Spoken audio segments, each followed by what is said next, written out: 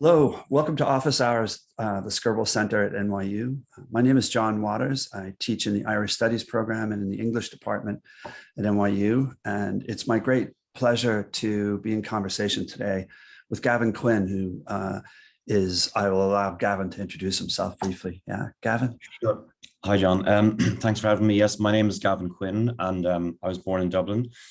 I'm the co-artistic director and co-founder of Dublin company Pan Pan, and I'm currently in the Washington Square Park Hotel, which I believe is an iconic place visited by very many interesting people, and many interesting people lived here. So I feel it's a great environment to have this chat.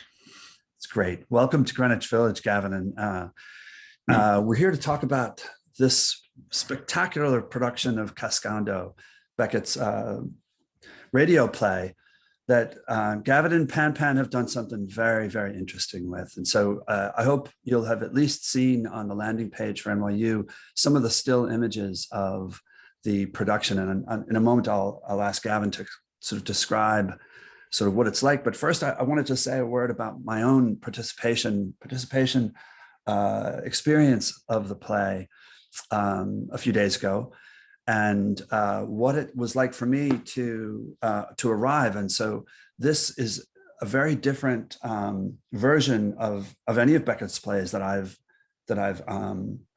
attended, in the sense that what Gavin has done is made the audience part of the spectacle of the performance of the text. And that's done both technically and spatially. And I'd like to in a moment to sort of get at some of the issues that go along with the complexity of having an audience that is also seen to be performing and watching and spectating at the same time.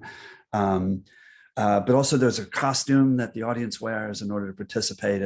And each of those things, I think, in turn is really quite spectacular and interesting. And so, Gavin, if you could say a word about the history of the production and how you decided to take Cascando, a radio play from the early 60s, and do something really creative and innovative with it.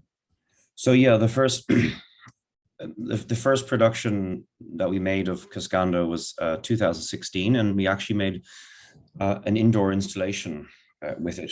And in that production, we created avenues or streets or hallways internally in a theater. We took all the seats out, and we put a mirror floor on the floor, and then people were costumed, and their shoes were taken off, and we basically people moved through this space until they found a center, and then when they got to the center, they passed through a two-way mirror and encountered themselves for the first time.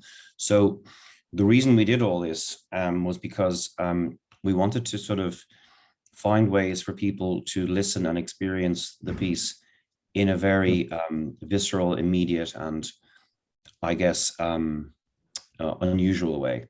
And it's just to do, I think, with the piece itself, because I always think of the piece as kind of like an art experiment anyway. I mean, Beckett called the piece a piece for radio.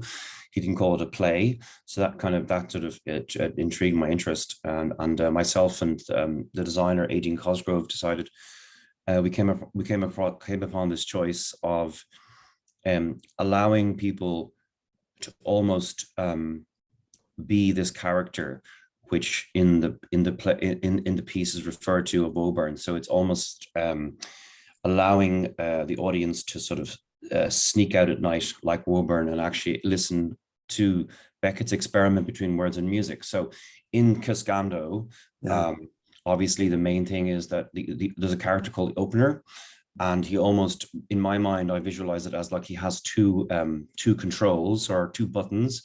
And you almost feel like he lets off one stream and then the other stream. One is music and the other are words. So I just thought, in terms of people being able to feel that experiment, and also the journey that's mentioned in the piece, that we thought would be quite nice, quite a good fit choice-wise if the audience also went on a journey. And in terms of the costume, we have done a version of Quad, so we're aware of the kind of the cowls that were in Quad. And also in the description of the character Woburn, he's dressed in a dark coat and has his brim of his hat pulled over his head. So it's kind of a feeling of also connecting to Beckett's choreography and also to Beckett's great scenographic ability. You know, Beckett as a visual artist, creator of images and symbols, and the simplicity of his kind of postmodern, his late modern touch.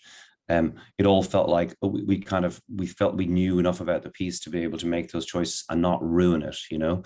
Or Yeah, that's a daring thing to do, because yeah. Beckett was so particular about his attention to bodies and space and where they were. No trouble from the estate, I hope.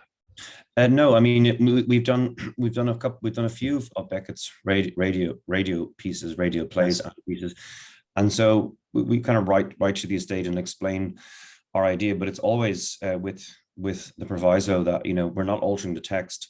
Yes. We're going to make a really good recording of this piece, and we're going to take time and rigor and do it well and put the resources in to do it well.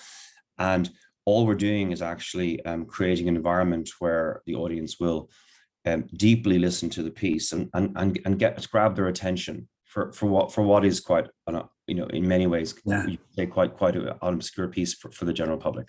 It's a really it's an obscure piece. I find it astonishing as someone who teaches a course regularly now, where we read everything that Beckett wrote, almost. I mean, 85%, the very beginning, poems and early texts all the way through to the last poem. Cascando seems to me to be seeded both with what grows before and what was kind of, you know, what lived and died before it was written, in the sense. So you can reach right back into Murphy in the early 30s, the cloak, you know, the boat, the sea, the hills, the stones, the boreen, the lights. You know, it's the three novels that are present in so many of those ways. But it's also a work that's very close to Not I in some ways, in terms of the staccato break of the lines, and in that sense, drawing it out in the way that you do, I think is tremendous for actually asking people to think about a Beckett dramatic piece that we don't often actually read or sort of think about, right? Yeah, and so yeah, I think one critic called them what we normally see as images or places. One critic called them themes, actually. So these, you know, the village being a theme and the sea being a theme. I thought that was quite interesting, you know. So there is, as you say, Woburn goes to the edge of the sea. He tries to find an island in a boat without oars, and so they have this quite almost pastoral or simplistic, or let's say universal themes, which are also which are there in Cascando, which is really interesting as a representation of Beckett's work. And of course, famously, he said he called it an unimportant work, but the best I have to offer. And I think he said, like, it passes, I suppose, for what is my mind and for what is my work. I mean, paraphrasing here, but he doesn't often comment on his work, so I think that's quite telling.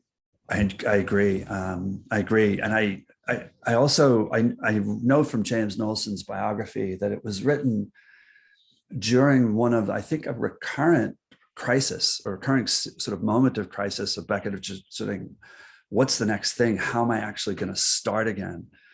You know, and then once he starts, the question is how is he going to finish? And the play, the piece, I should say, really dramatizes that struggle, right, of movement. It can't go on, I'll go on, which is, you know, it's at the heart of Beckett's art, I think.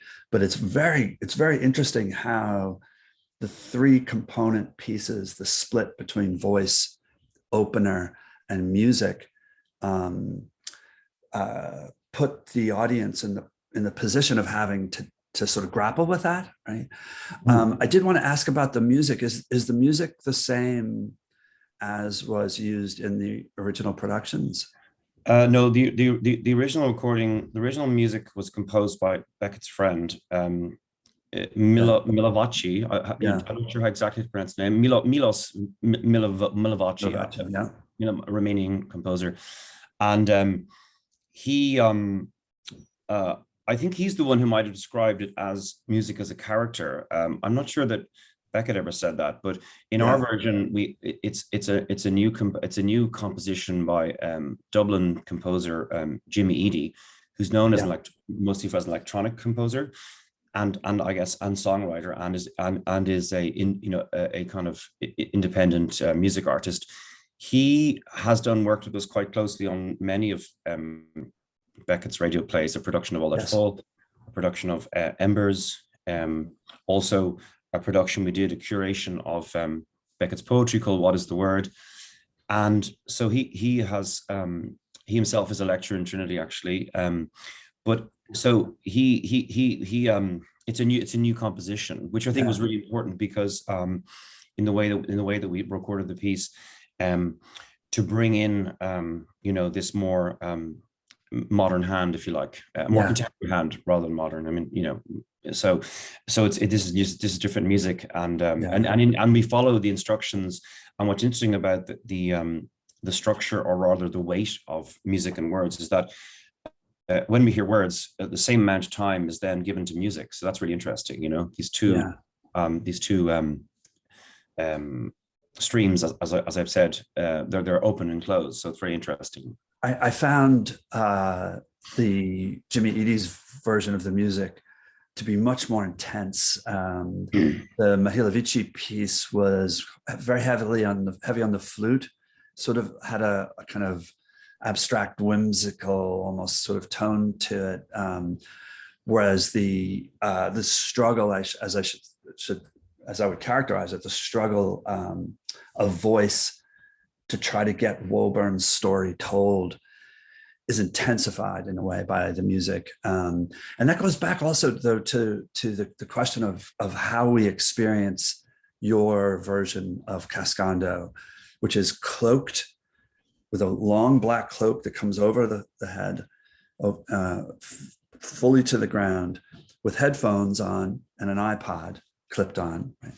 And walking single file from through Washington Square Park and around Greenwich Village, and through a place I've lived for 22 years now, very familiar with every inch of it, and I've never been in the spectacle of life in the city in the way that I was walking through this. Now, of course, you do it all the time, Gavin. So you know that so many people in New York City, they can't be fazed, right?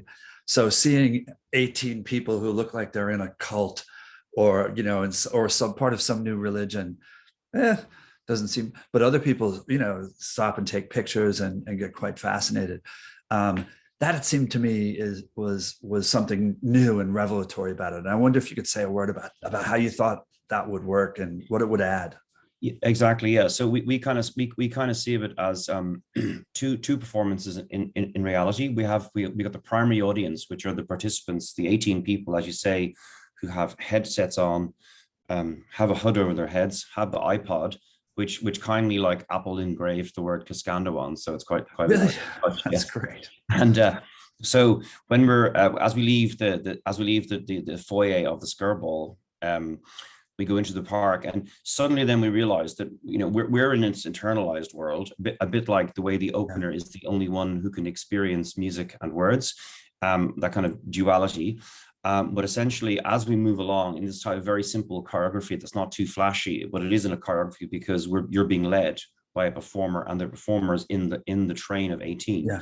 So we move around the space, and sometimes you stop, sometimes you move. There are subtle changes in rhythm, but however, what the secondary audience sees, general public, is this spectacle of uniformity, these 18 people that are going, and then they can make their own assumptions, such as it does look like a ritual, a procession. Obviously, in terms of America being in a time of great protest and upheaval, people read other things into it, and people ask, what's your protest? And then we simply say, it's just a play, or it's a radio piece, or it's a performance. And then people go, oh, okay. But it's interesting about that dialectic, that people sometimes shout at what they don't understand or ask questions. But then when you say, that's not what it is, they go, okay. Someone might say, this looks a bit, what's going on here? Or some kind of, is it dangerous? And then you go, no, it's not. And it isn't. Yeah. So it's quite interesting. Well, it's art. It's art is what it is. I mean, it's honestly, it's just an arts project. Yeah. It's art, basically. But at the same time, when you're in it, it gives the the audience a chance to actually feel like you're helping to create the work of art, right? Absolutely. So that's exactly it. So therefore, as you're given instructions and as you go through the consciousness of moving, and perhaps the instruction is to go single file, look at the person in front of you. And I sometimes say, like, and if you wouldn't mind, we would love it if you put your head down slightly just to give the slight direction. You can't give people too many directions. We've just met. Yeah. There's an element of trust, but we do say thank you for participating. So therefore, when you're in the line, perhaps you go through several moments of like, am I doing it well? Yeah. That person in front isn't doing it as well as I am, or maybe there's kind of ego to your participation. And then as you get into the rhythm of it, the performance takes over, and we see that like you've gone through an experience, and time passes in a very strange way as it does on stage. So it's as if the audience are actually on the stage, and in a very simplistic way, performing in a black way, but they do sense the feeling of being live. However, they are protected by the art, or they're immersed in the art. So you make all these echoes and connections. You see a small dog crawling beside you, or you look at a person who doesn't look. The interesting person is the passerby who doesn't look. That means that we can fully observe them. And then other people Right. would shout at you, and then other people are actually playing different types of music. So you get this sort of interesting sort of mashup of real life, but we are actually in a different world. So it's very transliminal. It's almost between two spaces. So I think that's why it's effective.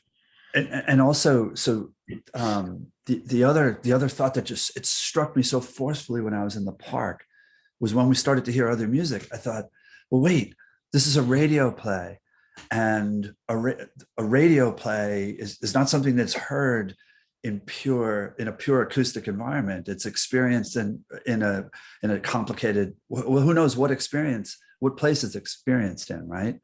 Yes. And so to a certain level, this is absolutely faithful to the idea of a piece for radio. It just makes the audience actually sort of fully experience that.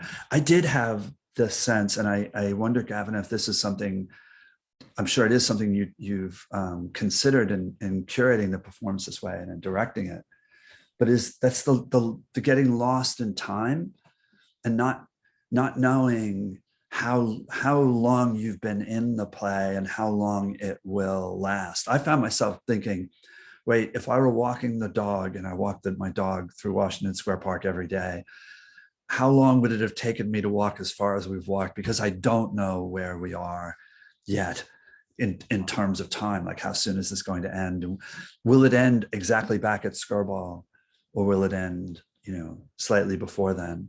So that getting the idea of literally just not knowing where you are in time in a play it seems to me very much created through the cloak and through the single file movement. Exactly, yes. And that experience, that particular, feeling and the consciousness that is aroused by that is because of the conditions. It's a bit like you can look at a painting in a book and it's very glossy and printed, and you can flick through it, and then you go to a gallery for the first time and you actually feel the brushstrokes and the handmade version. So the little mistakes, the reality of putting your foot up and down curbs and sidewalks, and actually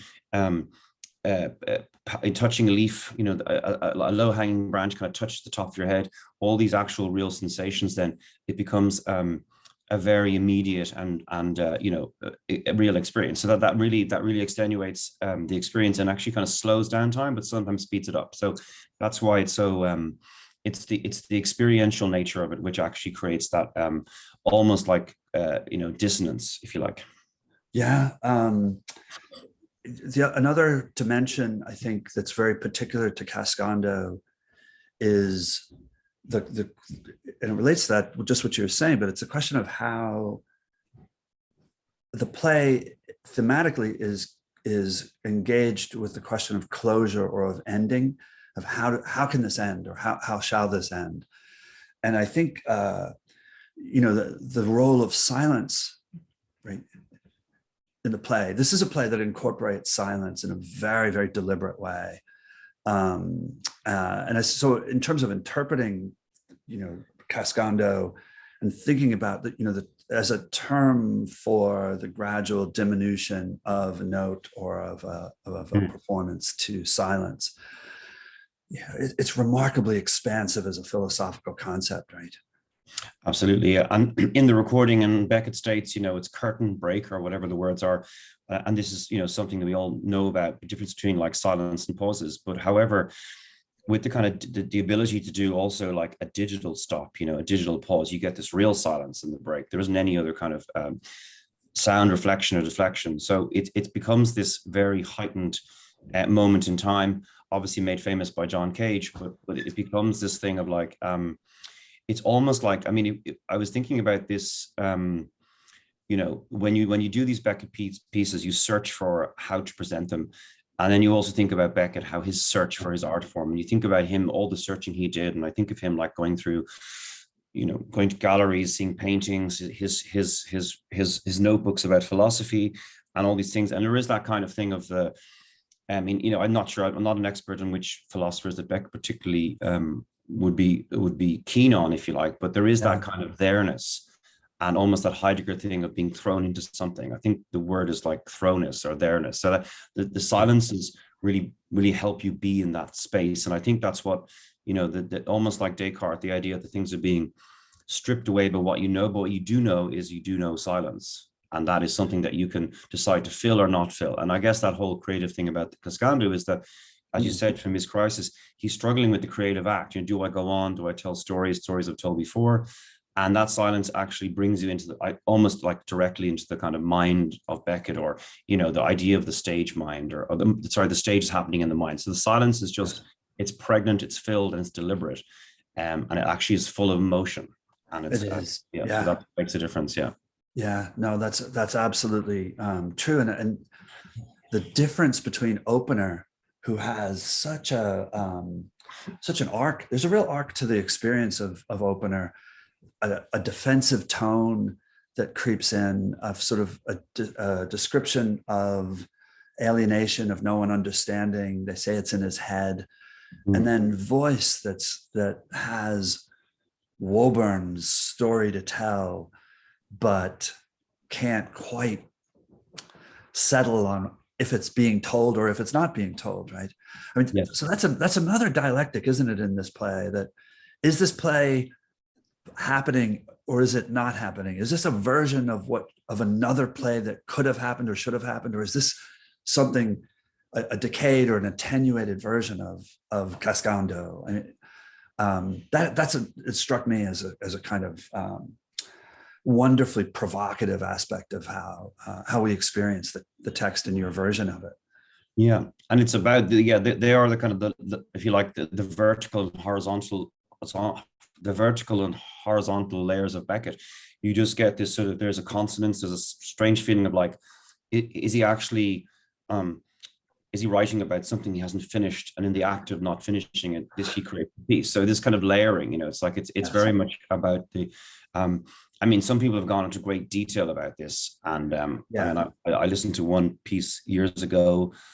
Maybe it was from the Reading Archive, but there's a notion that like this form of it's almost like Beckett's writing in code, and they trace it back to the French Resistance and how he was, in his Gloria group, he was, he'd write in code, but that's just part of his experience. So people can make these massive links and reasons, but however, the experience of it is that it's not that it's necessarily absurd, but he's using words for their own power, and he's using music for its own power, but he's not necessarily making a kind of straightforward narrative of any description. He's just bringing you sort of the act. He has to make decisions about where the character might go, but it's unfinished. And also it just ends. It's like the non-closure. It sort of ends abruptly. It doesn't sort of try to finish itself off. So it's unfinished in the ending. So you do go through this active process. So I think it feels like, somebody writing, creating notes and words and notes, and you I think you sense that without having to go into perhaps all the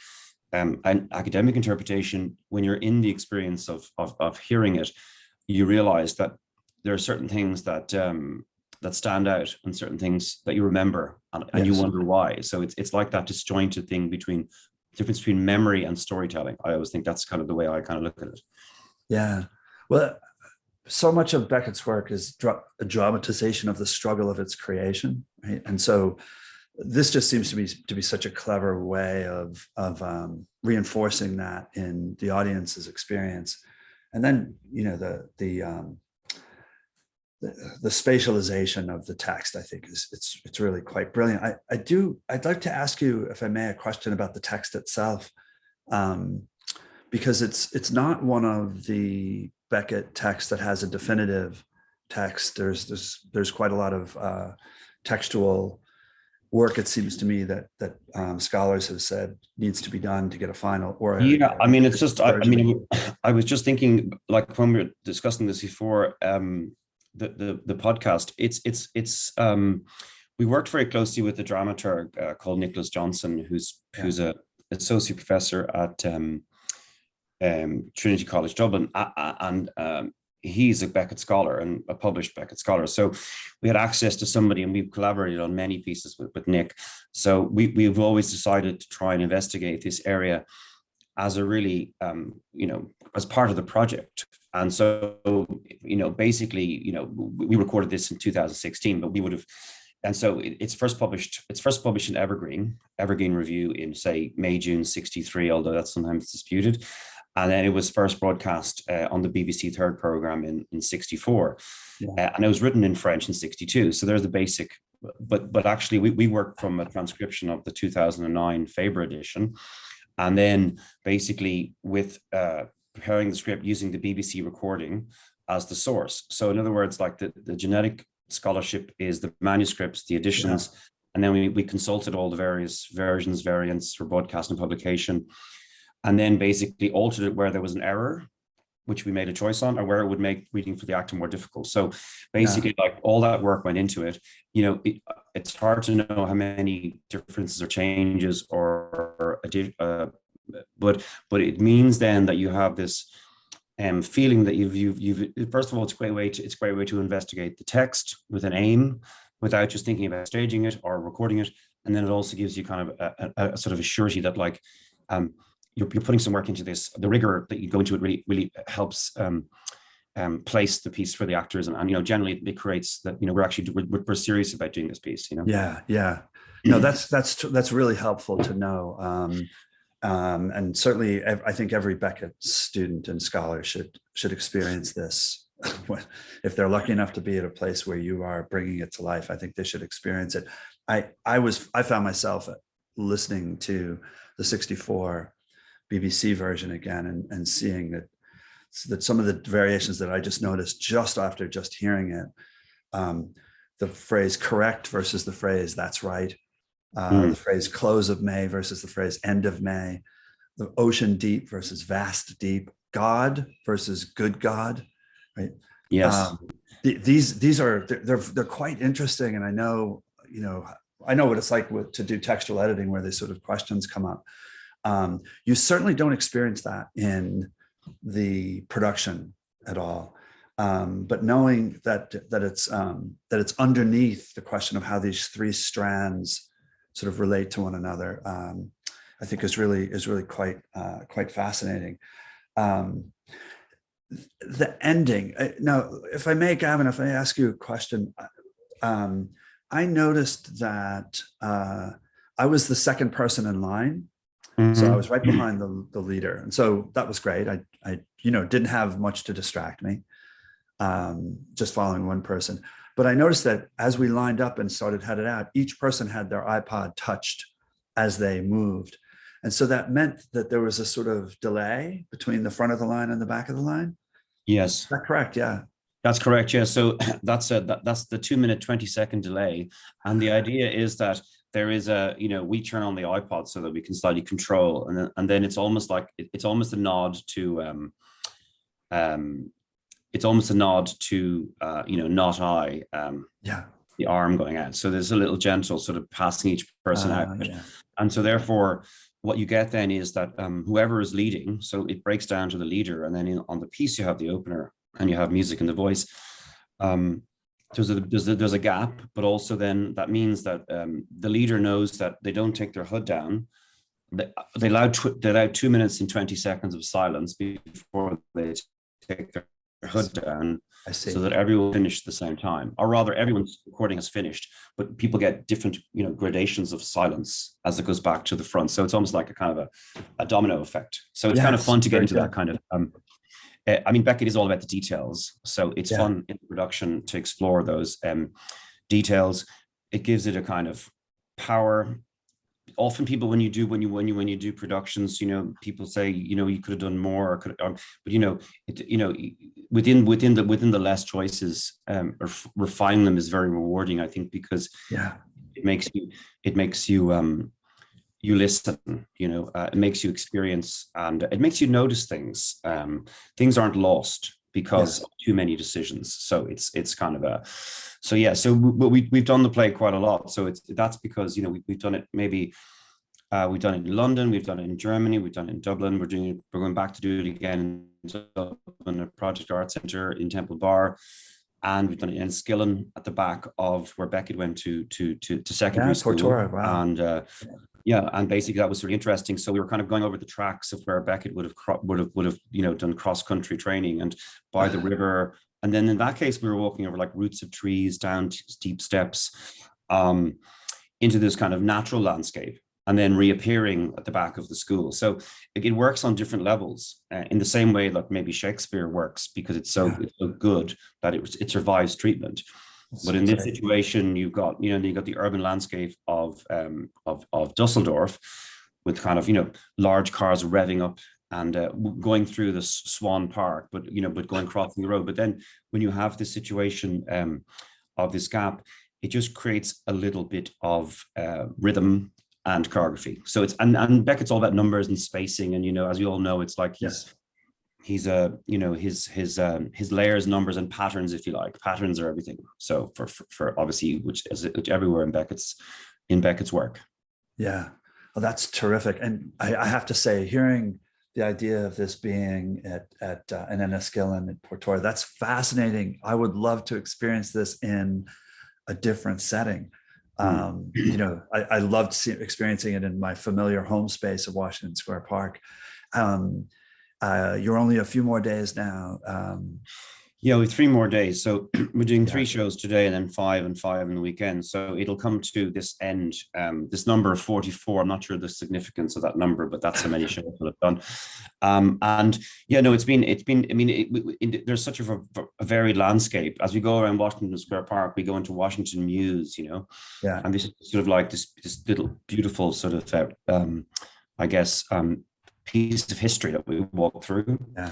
And then you're coming around this urban landscape and encountering, many different people, and also then, the actual the physical beauty of the park, the energy of the people who spend time there, and also the people who spend time there regularly have now seen us go through many times, and almost got used to us appearing. So that's kind of an interesting little sort of example of that. So you become part of the events of the park, or the event of the area. In the same way, you might notice something that happens, like the ice cream truck that always gives us sort of a knowing look as we go by. It's really interesting. So all those little details. So you have a presence, a physical presence, which you don't have inside the theater. It's definitely like the presence that you have outside. It's very you have a very real memory, and we'll go home with that. Like that's something that you go back with, and Washington Square Park and the village will be altered forever in our consciousness. Absolutely. I'll tell you, all my years being lucky enough to work at Glucksman Ireland House, it's all changed in a significant way for me, having been in a Beckett performance, walking past the front door at Fifth Avenue and Washington Mews. So I want to congratulate you on such a brilliant production, and I think the meticulousness of the production itself as a radio play, and the brilliance with which you have imagined a way to make this primary and secondary audience, the performance and the spectator, I'm thinking differently about the question of spectacle in Beckett and being a spectator than I did before participating in this. So best of luck, Gavin, going to the next place. Come back to NYU again soon. We need more Pan. We hope so. And yeah, no, it was great for Jay to bring me over, Jay Vegman, and obviously just want to thank Skirball for bringing us over, and also for Culture Ireland for supporting us. But it's been really great. So hopefully we get a chance to come back again. And thank you so much for having this conversation. My pleasure, Gavin. It was a delight for me. Thank you so much again. Thank Okay. you. All the best now. Safe back to Dublin and keep going. Cheers. Thank you. Bye-bye.